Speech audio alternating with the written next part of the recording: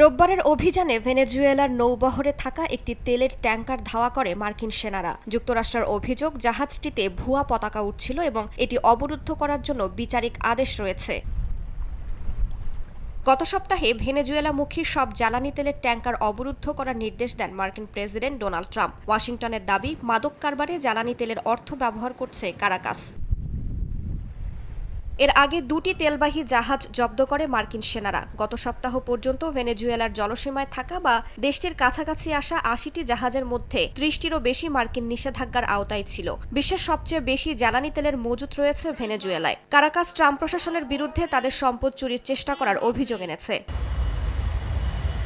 এই উত্তেজনার মধ্যেই ক্যারিবীয় অঞ্চলে সামরিক উপস্থিতি আরও জোরদার করছে যুক্তরাষ্ট্র। পুয়ের্তো রিকোয় নৌবন্দর ও বিমান ঘাঁটিতে সক্রিয় নৌ ও বিমান চলাচল। গণমাধ্যম বলছে, রোববার মার্কিন নৌবাহিনীর রিফুয়েলিং তেলের জাহাজ বন্দরে অবস্থান করতে দেখা যায়। মার্সেদিতা বিমানবন্দরেও একটি সামরিক বিমান উঠতে দেখা গেছে।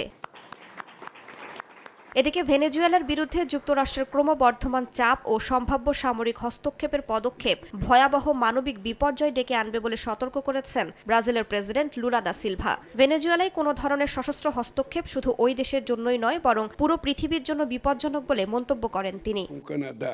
রাইসা জান্নাত, সময় সংবাদ।